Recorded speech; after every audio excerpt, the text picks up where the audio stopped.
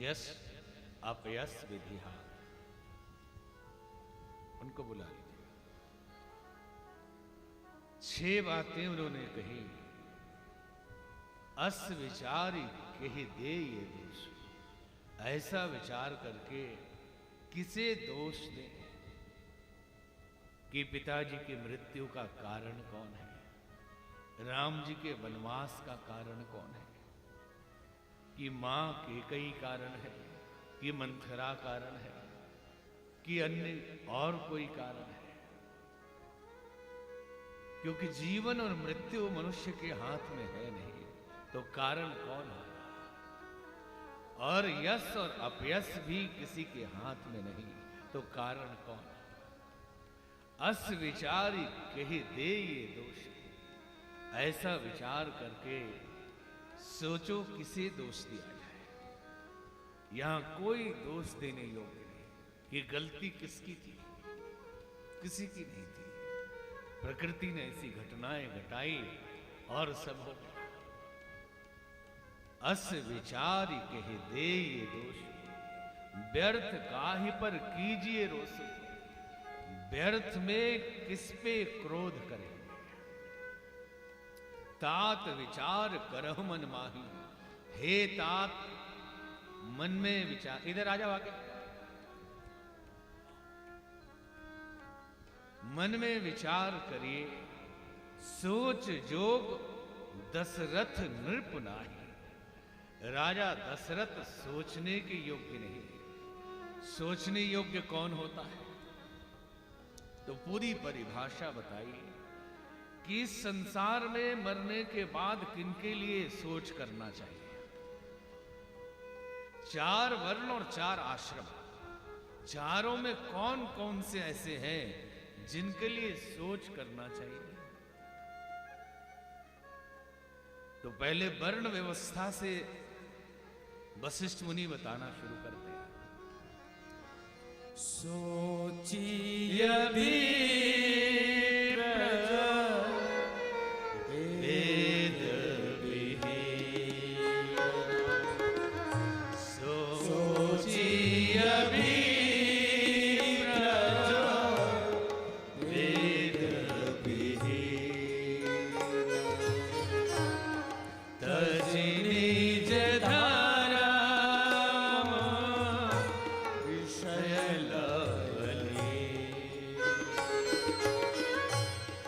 तजी निज धर्म विषय लयहीन, सोचिए निपाति नीति न जाना। जय हो। सोचिए निपाति नीति न जाना, जेहि न प्रजा प्रिया प्राण समाना, जेहि न प्रजा प्रिया प्राण समाना, सोचिए भी वेद विहीन, सोचिए भी वेद विहीन। हे भरत जी, सोच करने लायक वो लोग हैं जिनके लिए मरने के पश्चात सोचना होगा कि इनकी आत्मा का क्या हो रहा हो। सोचिए विप्र वेद विहीन। ब्राह्मण वो सोचने योग्य है जो अज्ञानी है। वेद केवल किताब से मतलब यहां नहीं, जिसका ज्ञान से वास्ता नहीं वो ब्राह्मण सोचने योग्य है। अपने कर्तव्यों का पालन नहीं करता वो ब्राह्मण सोचने योग्य है। यज्ञ करना, यज्ञ कराना, ज्ञान अर्जन करना और ज्ञान बांटना, दान लेना और दान देना, ये 6 कर्म विप्र के हैं। ब्राह्मण के 6 कार्य हैं। ज्ञान अर्जन करना और ज्ञान बांटना, यज्ञ करना और यज्ञ कराना, दान लेना और दान देना। यदि विप्र केवल दान लेता है, देता नहीं, तो समझ ले सोचना पड़ेगा कि इनका क्या होगा। कल अशोक गुप्ता जी पूछ रहे थे, आप लोग भी दान करते हैं? हमने कहा कुंभ के मेले में लाखों का दान करना पड़ता है, संतों को देना पड़ता है। बोले संत हो के संत को देते? बोले तो क्यों नहीं देंगे। दान लेना और दान देना, ज्ञान अर्जन करना और ज्ञान बांटना, यज्ञ करना और यज्ञ करना। सोचिए विप्र जो वेद विहीन, वो ब्राह्मण सोचने योग्य है कि मरने के बाद किस नरक में जाएगा, जो इस विप्र की पदवी पाने के बाद भी वेद विहीन है, ज्ञान विहीन है, आचरण विहीन है। सोचिए नृपति जो नीति न जाना, राजा वो सोचने योग्य है जो नीति और मर्यादाओं का पालन नहीं करता। आप कहेंगे राजतंत्र आज नहीं है। जितने भी जनप्रतिनिधि हैं ये सब राजतंत्र के प्रतिनिधि, वो चाहे ब्लॉक प्रमुख हो या एमपी हो या एमएलए हो या मंत्री हो, मुख्यमंत्री हो या प्रधानमंत्री हो, यही तो राजा है आजकल।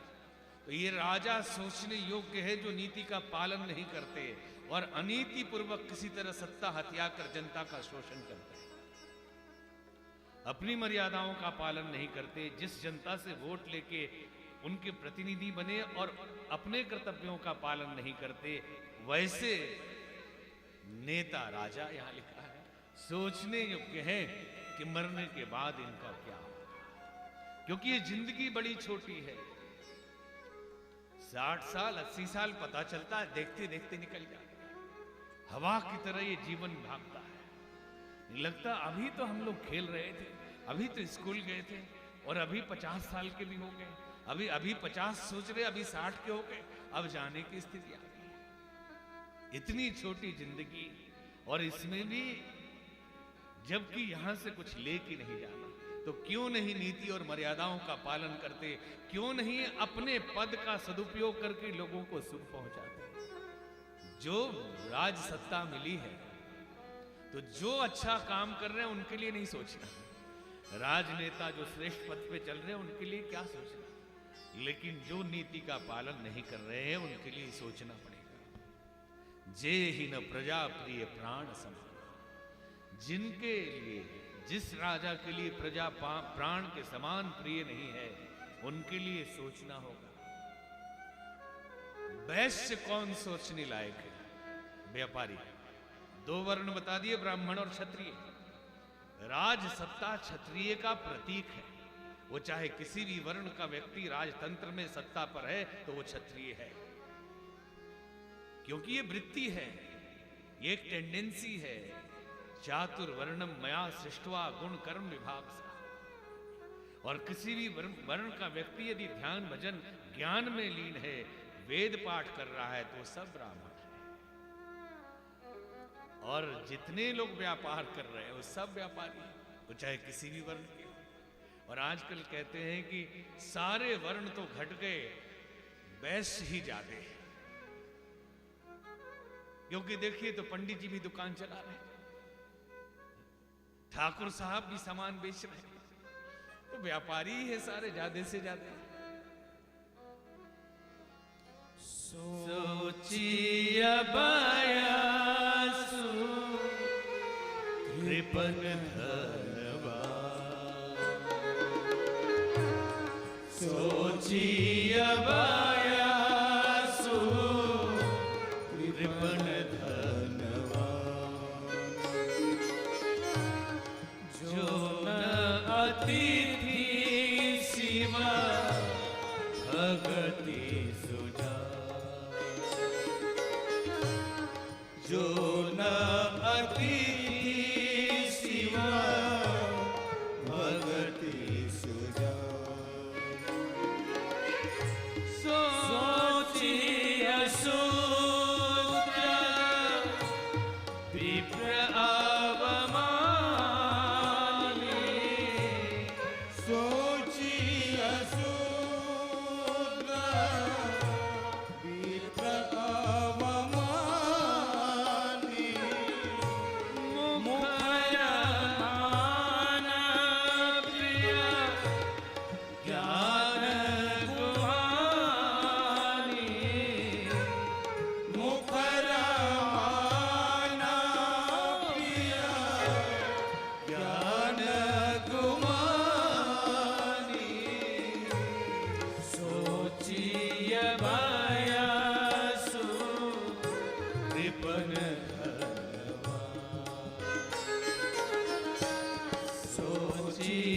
दबाया सुकृपण धनवान।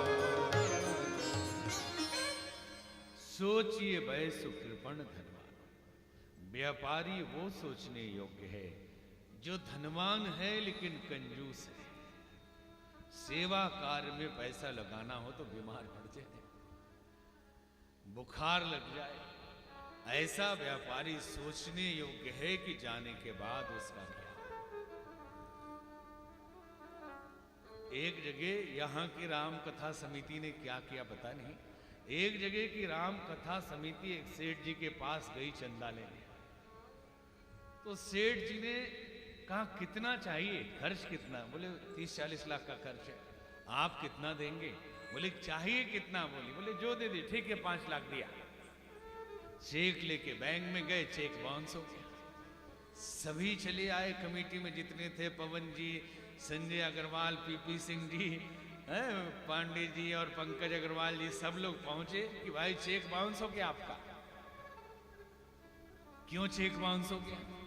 बोले गलती से आप साइन करना भूल गए।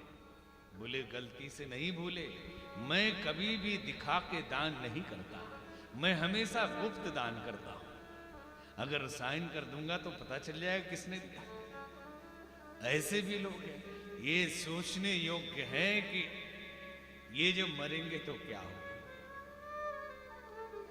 एक जगह और गए कमेटी वाले, सच्ची कथा है क्या ये? अब आप ही लोग जानते हो, किसी ने बताया आपको कि एक जगह और कमेटी वाले गए, वहां सेठ जी ने कहा कि 10 लाख दूंगा। मेरी यहां एक आंख पत्थर की है, अगर आप बता दें कौन सी आंख पत्थर की है तो 10 लाख। 3 घंटे तक बैठे रहे, निर्णय ही नहीं हो पा रहा था कि असली कौन नकली कौन। दोनों आंखें एक जैसी आंखें थी। अब गिरधर खंडेलवाल जी को बड़ा गुस्सा आ गया कि भाई दूसरे जगह जाते और जगह से कुछ लाते चंदा, ये 3 घंटे से सबको यही बिठाए हुए। तो बोले आपकी बाईं आंख पत्थर की है। तो बोले आप कैसे पहचान गए? लगता है बहुत भगवान नाम का कीर्तन करते हैं इस कोन में, इसलिए दिव्य दृष्टि मिली है। कैसे पता चला कि मेरी बाई आंख पत्थर की है? तो खंडेलवाल जी ने कहा कि अभी भी उसमें कुछ लाज बची हुई है, अभी भी उसमें थोड़ी पानी है। आपके असली आंख में तो पानी हो ही नहीं सकती। 4 घंटे से बिठाए हुए 17 आदमी को यहां। तो सोचिए, वयस कृपण धनवान। यदि व्यापारी धनवान होके भी कृपण है तो सोचने लायक है कि जाने के बाद क्या हो। ईश्वर ने धन दिया है तो उसका सदुपयोग होना चाहिए। इसकी गति दवाई में जाएगी, मुकदमे में जाएगी, और नहीं तो फिर तो बच्चे बिगड़ेंगे और उड़ा देंगे। ये 3 ही गति है इसकी। इसलिए अपनी जिंदगी में उसका सही उपयोग कर लीजिए, नहीं तो बच्चे बिगड़ने ही वाले हैं। मॉरिशस में अशोक चौबे जी आगरा से आए हैं, कई बार गए मॉरिशस। लॉटरी बड़ी लगती है और लोग संतों को पकड़ते रहते हैं कि लॉटरी का नंबर बता दीजिए। हमने कहा भाई अगर हम ही नंबर बता दे तो हम ही ना लगा ले लॉटरी। कहते हैं कि लॉटरी का नंबर बता दीजिए, 25% आश्रम के लिए दे देंगे। उन्हें कितना चालाक है, नंबर हम बताएं, 75% खुद रखेगा। उससे अच्छा हम खुद ना लगा लें, 100% ले जाए। तो हमने एक बार पूछा कि अभी तक 20 वर्षों में जितनी लॉटरियां लगी है उन आदमियों का नाम पता लेके आओ कि उनकी जिंदगी का क्या हुआ। अधिकतर लोगों कोई आत्महत्या कर लिया, किसी का हार्ट अटैक हो गया, किसी के बच्चों ने मार दिया, और कोई ऐसे ही पी के बर्बाद हो गया। एक भी आदमी जिनको लाखों डॉलर लॉटरी में लगी पैसा आया, क्योंकि विवेक नहीं था उस पैसे के सदुपयोग का। व्यापारी वो सोचने योग्य है जो धनवान होने के बाद भी धन का सदुपयोग न करे। और शूद्र के लिए कहते हैं, कई बार परंपराओं से भी भेद है, कई मान्यताएं हैं। स्पष्ट भगवान कृष्ण ने गीता में कहा कि वर्णों की व्यवस्था स्वभाव के हिसाब से है और कर्म के हिसाब से है, लेकिन राजनीति के कारण हम उस भेद को बनाए रखते हैं कि वोट कट न जाए। ये जातिवाद को ठीक से पनपाए रखिए, हवा देते रहिए ताकि वोट बैंक बना रहे, कि मिक्स ना हो जाए लोग, तो फिर तो किसी को देते रहेंगे। इसलिए वो दायरा बनाए रखें। शूद्र वो सोचने योग्य है जो विद्वानों का अनादर करता है, जो ज्ञानियों का अनादर करता है। तो शूद्र कौन? किसी भी वर्ण का हो जो सेवा कार्य में, छोटा बड़ा यहां नहीं करता, जितने भी सेवा कार्य में एक नाम है शूद्र, एक संबोधन है। अब एक बात समझ लेना, जब कहते हैं कि ब्राह्मणों मुखमासित बाहु राजन्या, मुख ब्राह्मण है भुजा, क्षत्रिय है पेट, वैश्य है और ये पैर शूद्र है, मतलब एक ही बॉडी के अंग है, तो पैर काट दीजिए, चलिए काम चलाइए, चलेगा। और सबसे मजेदार बात, जो लोग किसी भी जाति के कारण, किसी वर्ण के कारण, किसी मंदिर या किसी अच्छे कार्य में विरोध करते हैं, उनसे निम्नगामी सोच किसी का हो नहीं सकता। क्यों? क्योंकि यदि पैर शूद्र है वर्ण में, हम तो किसी को मानते नहीं ऐसे, तो भगवान के चरणों को ही तो पूजते हो, सिर पूजिए। ध्यान देना इस बात पे कि मंदिर में किसकी पूजा होती है? शूद्र की पूजा होती है या नहीं? पैर की पूजा होती है, और मंदिर में प्रवेश नहीं तो अपना अपना पैर कटवा के आइए, या भगवान का पैर काटिए, सिर्फ सिर की पूजा करिए। वैश्य शूद्र वो सोचने योग्य है, अर्थात सेवा कर्मी वो सोचने योग्य है जो ज्ञानियों का अपमान करते हैं, अपनी मर्यादा का पालन नहीं करते हैं। सोचिए पुनिपति वंचक नारी, कुटिल कलह प्रिय इच्छाचारी, सोचिए बटु निज व्रत परिहरे, जो नहीं गुरु आयसु अनुसरे। वो नारी सोचने योग्य है जो घर की मर्यादा बाजार में निराम करती है।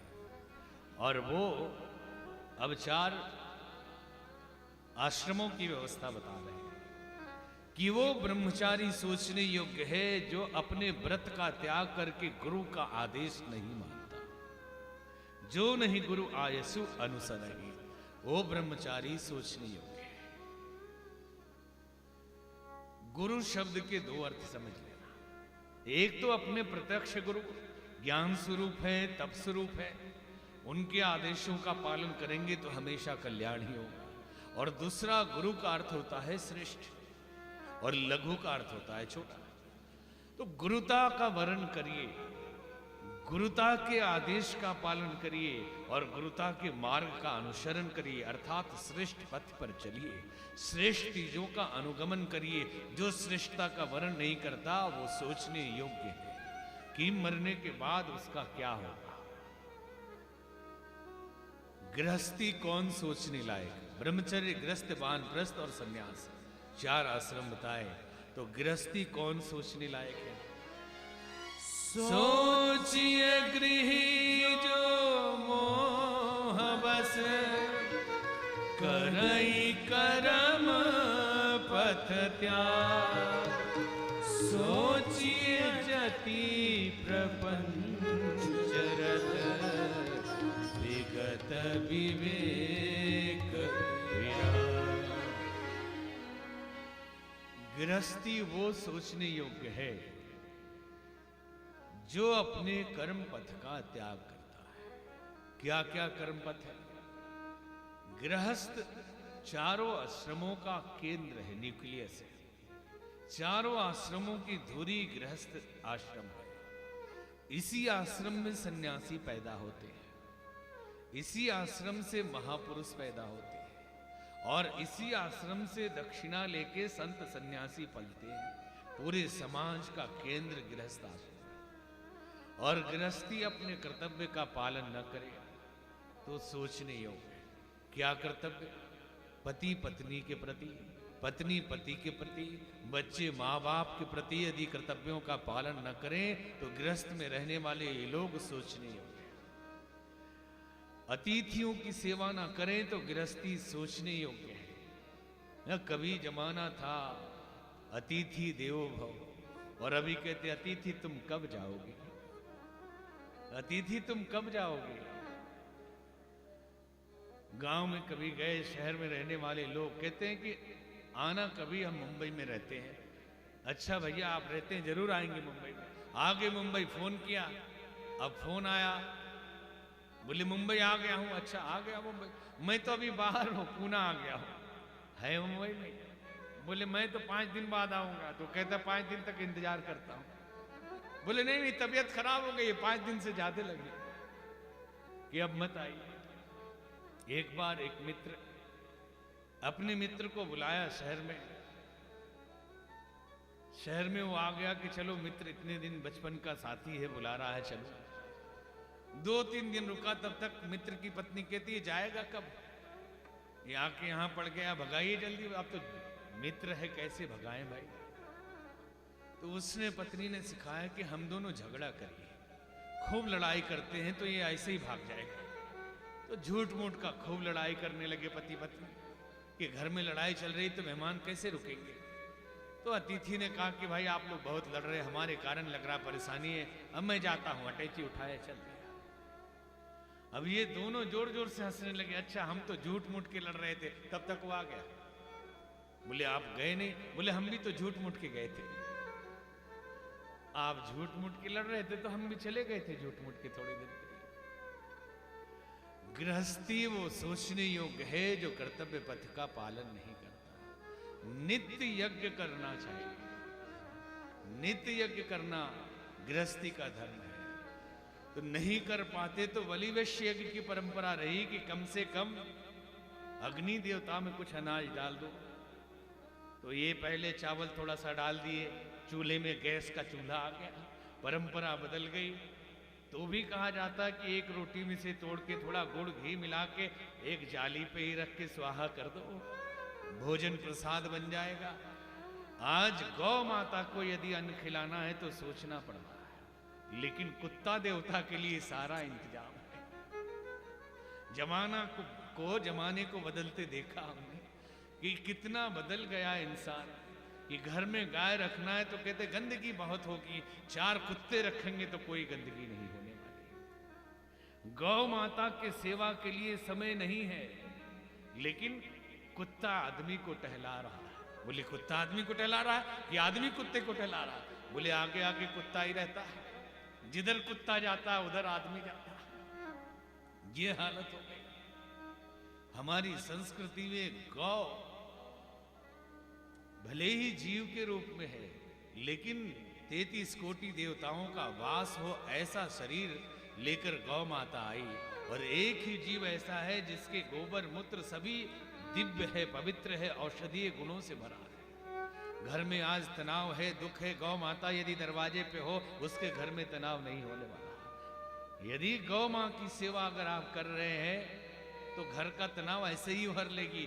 और अपनी गैया के पास जाके अपना दुखड़ा बताइए, वो ऐसे ही हर लेगी, समाप्त कर देगी। भगवान कृष्ण उसका आनंद लेते रहे, पूजन करते रहे, तो आप क्यों नहीं करते?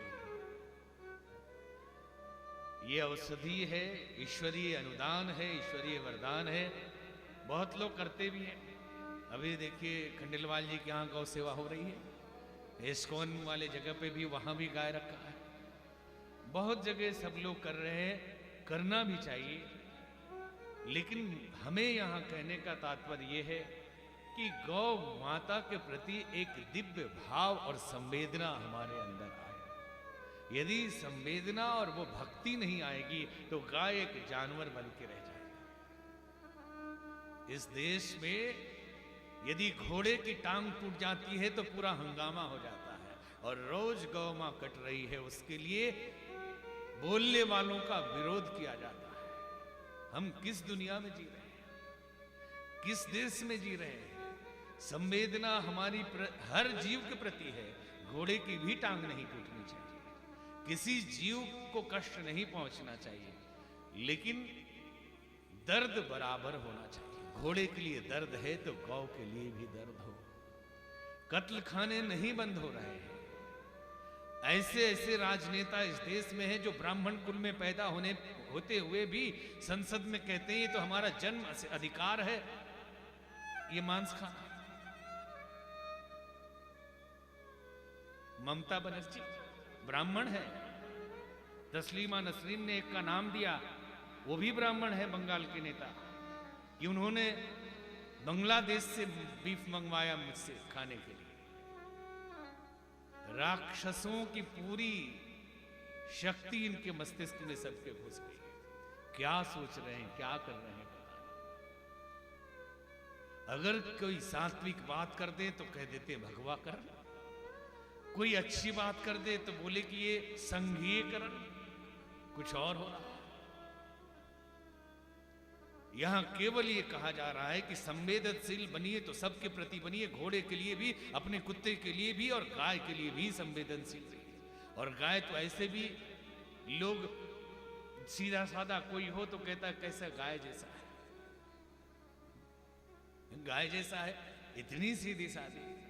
तो गौ मां की सेवा सभी लोगों पर लोगों को तारने वाली है, जीवन के समस्त कष्टों को दूर करने वाली है। यदि कर सकें, बहुत भक्ति ना हो तो एक गाय पाल लेना जरूर, और न पाल सको तो गौशाला में जाके एक आध महीने में 2-4 घंटे ही समय दे देना, थोड़े चारे ही पहुंचा देना, ग्रह नक्षत्र ठीक हो जाएंगे। गृहस्थी वो सोचने योग्य है जो अपने कर्तव्यों का पालन नहीं कर रहा। ये सब भी उसके कर्तव्य है। बच्चे बिगड़ रहे हैं, बच्चा क्या मोबाइल में दिन भर देख रहा है इसका होश नहीं। माता पिता अलग व्यस्त हैं, जब बिगड़ जाता है तो कहते बच्चा बिगड़ गया, क्या करें। अरे कच्चा घड़ा था, मिट्टी से आप बना रहे थे, निर्माण आपने किया है उसका, बिगड़ गया तो दोष उस मिट्टी का है या बनाने वाले का? बनाने वाले का दोष, अब तो कष्ट देगा ही वो। इसलिए सावधान होके गृहस्थी की जिम्मेवारी है कि अपने बच्चों का निर्माण करे, राष्ट्र नायक बनाए। आज बड़ी परेशानी होती है वक्तव्य सुन के लोगों की कि नेता सारे देश के बिगड़ गए, नेता भ्रष्ट हो गए, नेता खराब है। ये नेता आसमान से टपक के आए हैं, इन्हीं घरों से पैदा हुए और इन्हीं विद्यालयों में इनको शिक्षा दी गई है। इस 65 साल में क्या देश ने आदमी बनाना बंद कर दिया? एक ठीक नेता नहीं बना पाए आप अपने घर में, और दोष उनको देते। बनाई हुई वस्तु आपकी है, बनाने वाला दोषी या बना हुआ दोषी?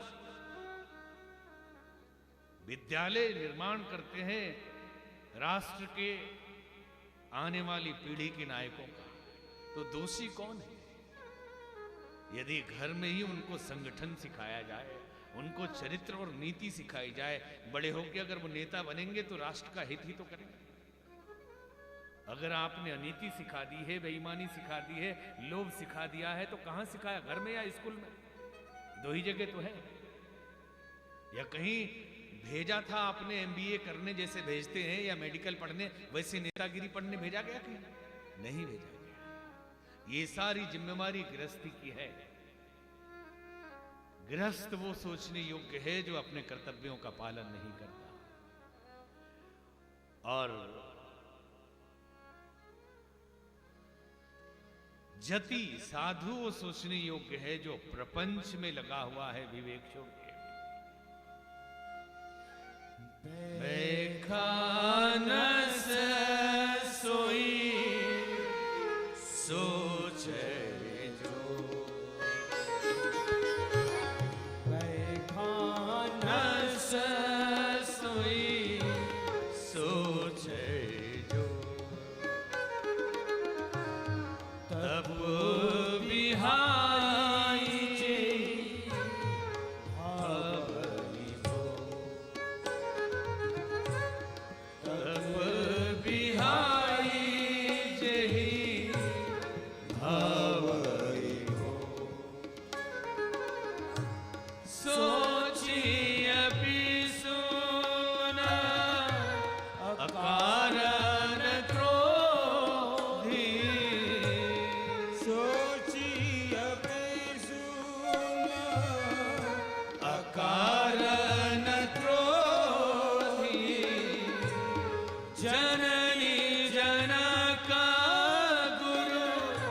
बंधु विरोधी जननी जनका गुरा बंधु विरोधी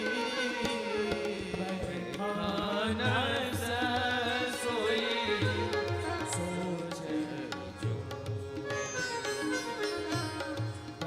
खानस सोई सोच जोगी। जति वानप्रस्थी वो सोचने योग्य है जो विवेक का त्याग करके प्रपंच में लगा हुआ है। साधु भी राजनीति में लगा हुआ है, वो सोचने योग्य है। और सन्यासी वो सोचने योग्य है जो तपस्या छोड़ के भोग में लगा हुआ है। वैभव जिसे पसंद है, तब जिसे पसंद नहीं, वो सन्यासी सोचने योग्य है।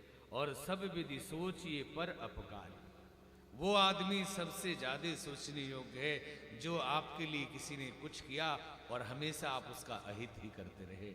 ऐसे लोग सोचने योग्य हैं। बहुत समझाया भरत जी को वशिष्ठ मुनि ने मां के पास गए और सब तरह से लोगों ने समझाने की कोशिश की कि राजा बन जाइए, क्योंकि ये पिता की आज्ञा थी, इसका पालन करिए। तो भरत जी ने कहा कि आप लोगों ने मेरे पिताजी की आज्ञा का पालन किया? बोले हाँ, सबने किया। नहीं किया? कैसे नहीं किया? मांगा क्या था वरदान में?